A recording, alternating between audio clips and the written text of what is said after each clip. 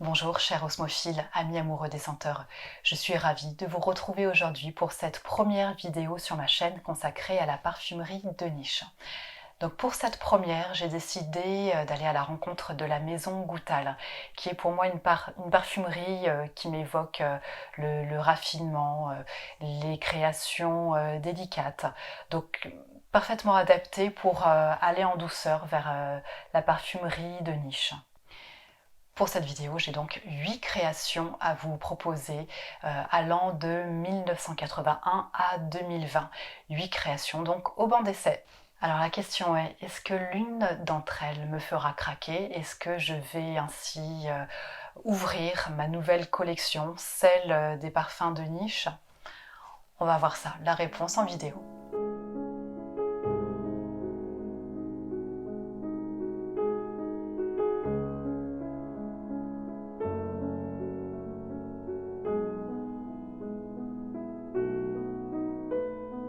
Bienvenue sur mon osmographie parfums d'hier et d'aujourd'hui.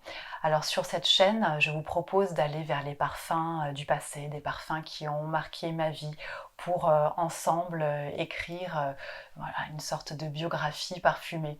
Je vous propose également de nous intéresser aux créations actuelles, contemporaines, et à aller à la découverte de la parfumerie de niche. Alors pourquoi la parfumerie de niche? Pourquoi est-ce que cette envie arrive maintenant à ce stade où j'en suis dans ma quête parfumée? Eh bien, j'ai cette envie d'aller vers des créations d'exception, avec des ingrédients choisis, de qualité, d'aller à la découverte de maisons qui proposent un véritable univers créatif. Voilà, donc pour aujourd'hui, on s'intéresse à la maison Goutal. Et donc la maison Goutal inaugure cette série autour de la parfumerie de niche, comme elle a inauguré cette façon de parfumer. C'était une des pionnières à l'époque. C'est une maison qui a donc été créée en 1981.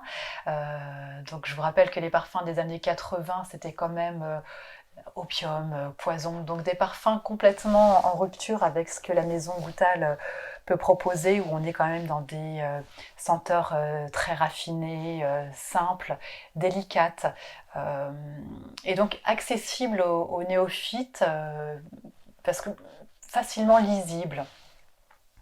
Alors la volonté d'Annick Goutal était de proposer des créations symbolisant un sentiment ou un souvenir fort lié à un moment vécu. Elle souhaitait également transmettre des émotions à travers ses fragrances. On est là dans un univers gravitant autour d'une fibre poétique à laquelle je suis très sensible. Annie Goutal s'est éteinte en 1999 et c'est sa fille Camille qui a repris la suite de la maison parfumée.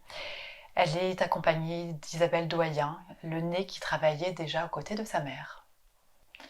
Alors concrètement, pour aller à la découverte de cette maison parfumée, sachant qu'elle ne propose pas de kit d'échantillons, ni même d'échantillons à l'unité, la seule façon d'en obtenir, c'est de commander le parfum, et dans ce cas-là, ils fournissent l'échantillon pour le tester avant de passer au grand flacon.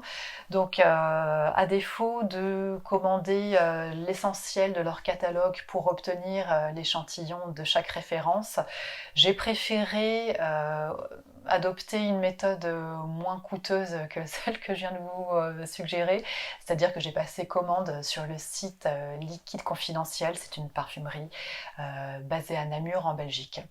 J'ai fait le choix de 8 références, j'aurais pu en prendre plus, j'aurais pu en prendre moins, j'en ai pris 8. Chaque échantillon coûtait entre 3 et 4 euros. Pour commencer à faire connaissance avec la maison Goutal, je vous propose de nous intéresser à Eau d'Adrien, la première création de la maison, qui remonte à 1981, élaborée par Annick Goutal et Henri Sorsanin. Là, on est sur une eau de parfum, moi c'est la concentration que j'ai choisie, qui a pour inspiration Mémoire d'Adrien, le roman historique de Marguerite Yourcenar. Un roman qui retrace l'existence de l'empereur romain Adrien, un roman qui revient sur son histoire d'amour avec son favori, son deuil impossible à la mort de ce dernier. Il était inconsolable, il lui a voué un culte. Donc on est sur un Hespéridé. On est sur même une attaque Hespéridée très fusante. Une surdose d'agrumes qui n'est pas pour le me déplaire. J'aime beaucoup, je suis assez cliente des Hespéridés.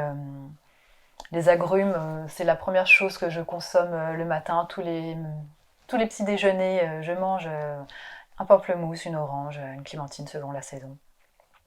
Là, on est sur un parfum d'été par excellence, hein. Vraiment. On a un citron très vif, très esté, avec un effet naturel. Je trouve ça vraiment réussi, cet effet. On a une eau fraîche acide, mixte comme souvent ce type de parfum Hespéridé pour l'été. Il peut faire un peu Cologne, hein. On est dans cet esprit de parfum tonique, vivifiant, à vaporiser généreusement quand il fait chaud, à y revenir plusieurs fois dans la journée. On a cette fraîcheur d'agrumes et ce bois de cyprès qui explique son succès mérité. Alors il existe en version absolue également. Peut-être que la tenue sera plus soutenue que celui-ci qui rafraîchit peut-être plus qu'il ne parfume. On est quand même sur l'eau de parfum, on n'est pas sur l'eau de toilette. Il resterait à l'essayer en conditions réelles, par temps chaud. Là, la saison dans laquelle je suis, c'est pas encore tout à fait le cas, il va falloir attendre encore quelques mois. Alors, Eau d'Adrien est un parfum que je porterai sans aucun doute avec beaucoup de bonheur, beaucoup de plaisir à la saison chaude. Cela dit, on n'est pas sur un parfum qui, pour moi, crée la surprise que j'attends pour un parfum de niche. On a maintenant sur le marché des alternatives, je pense aux eaux d'Hermès, je pense aux Aqua Allegoria. Donc, ce ne sera pas forcément celui-ci qui va inaugurer ma collection de parfums de niche. Alors on passe maintenant à Petite Chérie, qui est un autre parfum culte de la maison Goutal. Je viens de vous parler Eau d'Adrien, je ne pouvais pas ne pas vous parler également de Petite Chérie. Moi je l'ai choisi en concentration eau de parfum. Alors c'est une création qui date de 1998, qui est signée Annick Goutal et Isabelle Loyen. Donc un grand succès de la marque. C'est un parfum qui a été composé sur mesure pour Camille Goutal, donc la fille d'Annick. Lorsqu'elle était dans ce passage vers l'âge adulte, Annick Goutal avait déjà créé l'eau de Camille quand sa fille était enfant. Là, Camille avait une vingtaine d'années déjà quand Petite Chérie a été composée. Donc Camille, c'est donc celle qui a repris la marque, hein. C'est la fille unique d'Annick Goutal. C'est une histoire touchante que l'histoire de ce parfum. On est dans un hommage à l'enfance, une enfance qui est partie au moment de cette création. Et le nom, justement, Petite Chérie, la senteur, évoque complètement l'enfance, cette page qui est maintenant tournée puisque sa fille a grandi. On est sur une odeur de poire douce, juteuse, un jus de poire même, sans sucre ajouté. On n'est pas du tout sur quelque chose de sucré. On est sur quelque chose qui joue la transparence. Il y a un apport aussi de musc qui donne ce côté propre, frais. Il y a présence de pêche aussi, de rose musquée. Un petit peu de vanille et d'herbes fraîchement coupées, même moi je les sens moins quand même ces notes. C'est un parfum qui évoque totalement l'enfance dans toute sa douceur, dans sa pureté, dans sa légèreté. On n'est pas dans la sucrerie, pas dans la confiserie, c'est pas cette enfance-là. C'est plutôt oui, sur quelque chose de très léger, tout en bon ton pastel. Cela dit, c'est un parfum qui peut se porter à n'importe quel âge. En matière de parfum, seule l'envie doit dicter.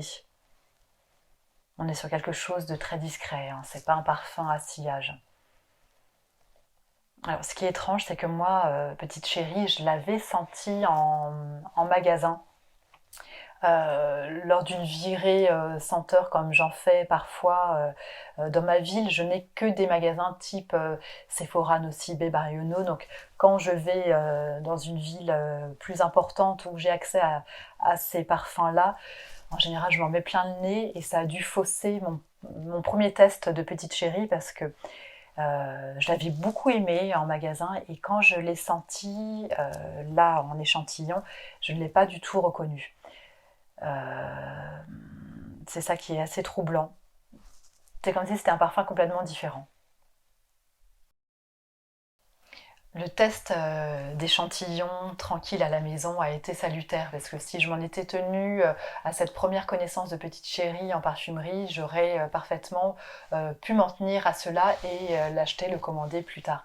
Or, en le découvrant, en le portant, je trouve que c'est un parfum, une belle création, mais elle n'est pas pour moi. Donc ce ne sera pas non plus celui-ci qui viendra inaugurer ma collection.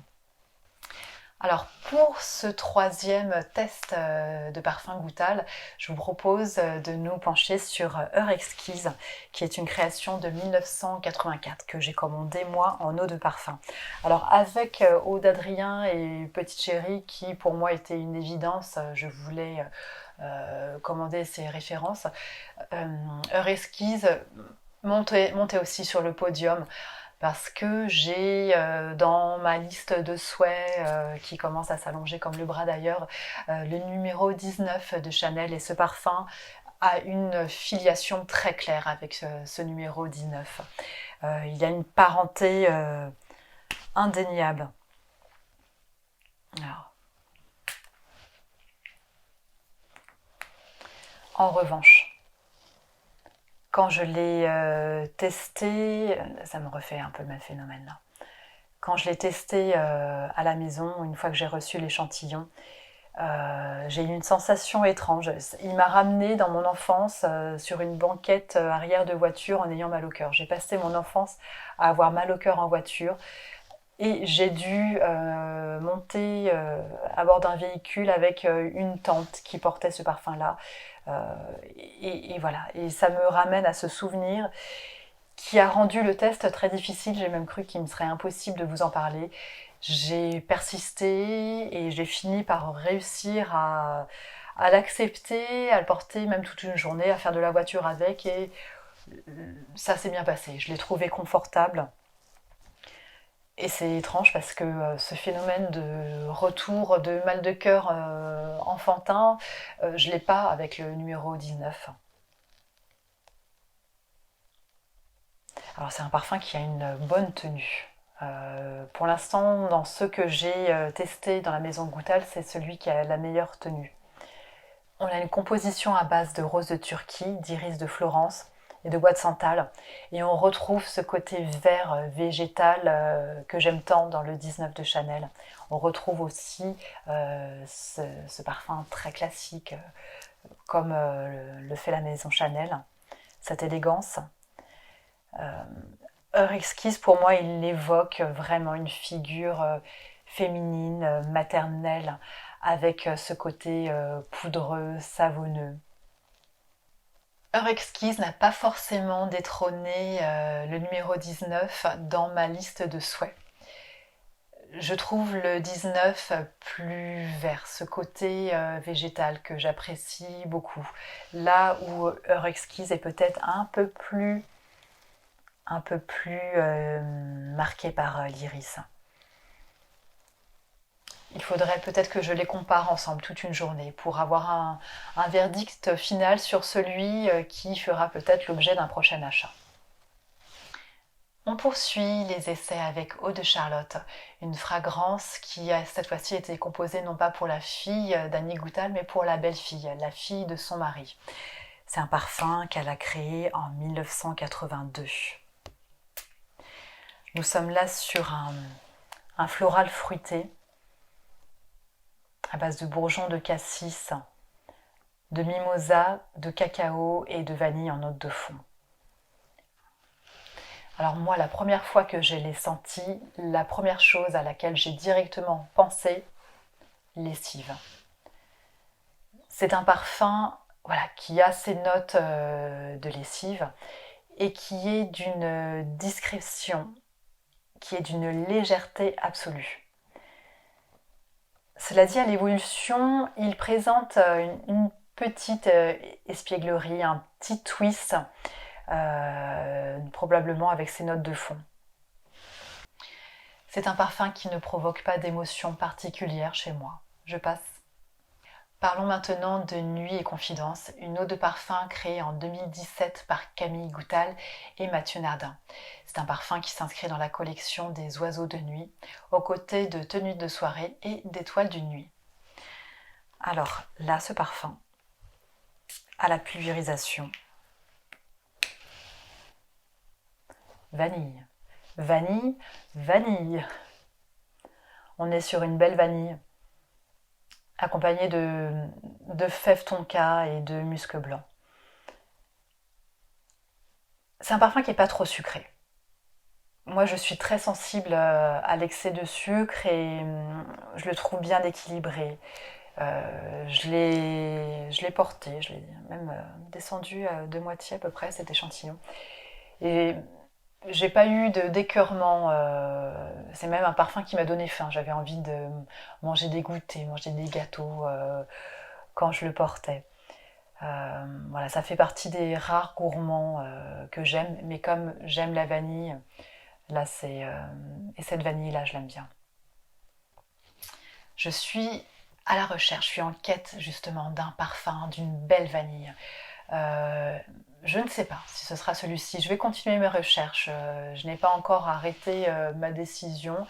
Je pense aller regarder du côté des Guerlain parce que Guerlain sait travailler la vanille avec majesté. Il a, cela dit, une construction que je préfère comparée à l'eau de duel de diptyque que j'avais trouvé trop linéaire sur ma peau. Alors, par contre, pour revenir à cette collection des oiseaux de nuit, j'ai quand même un reproche à leur faire, c'est que moi, achetant beaucoup de parfums, quand je peux, je privilégie des petites contenances, un 30 ml. Et là, ce parfum flanqué d'un pompon disproportionné, je le trouve pas très gracieux avec sa grosse fleur là. Je serais obligée de l'acheter en grand alors, parce qu'en grand, je trouve qu'il est beaucoup plus joli. Nous continuons dans la collection des oiseaux de nuit avec Tenue de soirée, une eau de parfum créée toujours par Mathieu Nardin, cette fois-ci en 2016. Je vais passer rapidement sur cette fragrance, je la vaporise même un tout petit peu. Parce que là, on est sur un niveau de sucre vraiment boosté. On a un accord fruité, fruits rouges, iris, patchouli, mais une note de caramel en fond que je n'aime pas. Et je ne sais pas si ça vous fait la même chose, mais quand il y a une note que vous n'appréciez pas dans un parfum, après on ne sent plus que celle-ci. Et moi je ne sens plus que ça. D'autant que cette note s'accentue avec l'évolution du parfum. Plus les heures passent, plus il devient écœurant à mon goût. Donc comme pour Nuit et Confidence, on est sur un flacon avec ce dégradé, celui-ci est pourpre.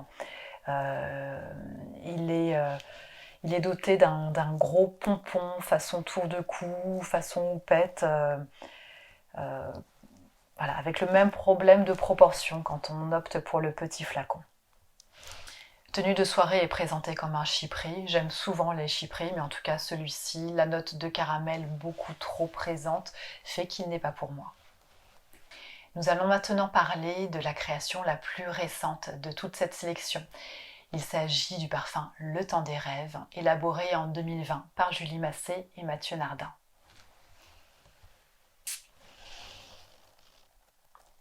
Alors avec ce parfum, nous sommes sur une fleur d'oranger. Moi, je ne suis pas forcément la plus grande adoratrice de la fleur d'oranger en parfumerie. Tout dépend de quelle façon elle est travaillée. Là, on est sur un parfum vraiment très très doux. Parfait pour accompagner la rêverie. Il est apaisant. On peut même imaginer dormir avec. C'est un parfum tendre, lumineux, comme peuvent être les parfums d'enfance. Il a en tout cas une évocation enfantine. C'est un parfum qui va être très discret, hein. Ces notes de fond reposent sur le bois santal, l'absolu de son. Voilà, c'est un parfum qui va avoir peu de sillage. C'est un charmant petit plaisir pour soi. Alors on est sur une très jolie création avec ce parfum, mais cela dit, ce n'est pas le coup de foudre que j'attends pour ma première acquisition de maison de niche. Alors pour finir, et en beauté, sur cette exploration de la maison Goutal, je vous propose de nous attarder sur l'eau du ciel, une création qui date de 1985, qui a été élaborée par Annick Goutal. Et c'est un parfum qui malheureusement n'existe plus. Alors j'ai obtenu l'échantillon. Ça m'a permis de le découvrir et de le regretter aussitôt. Alors, avec Eau du ciel, on est sur un accord tilleul, miel et foin. Il y a d'autres notes, mais c'est un parfum que je n'ai pas envie de déshabiller davantage. Ces 3 notes-là sont celles qui suffisent à me faire sourire. Pour faire la connaissance de ce parfum, je l'ai isolé des autres tests. Vous savez, quand on reçoit différents échantillons, on a tendance à tous un petit peu les essayer dans une frénésie, une excitation de découverte. Et celui-ci, j'ai senti qu'il avait des choses à me raconter. Donc je l'ai pris à part dans un moment isolé.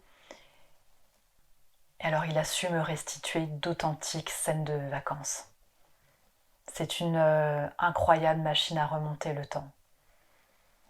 Il m'a déposé exactement là où vivent mes souvenirs d'enfance les plus beaux. C'est l'odeur des bonheurs simples. Voilà, il a vraiment provoqué la réminiscence d'émotions lointaines. Il m'a transporté dans mes mois d'août à la campagne où chaque été, avec ma famille, on partait dans une maison que mon père retapait au fur et à mesure chaque année.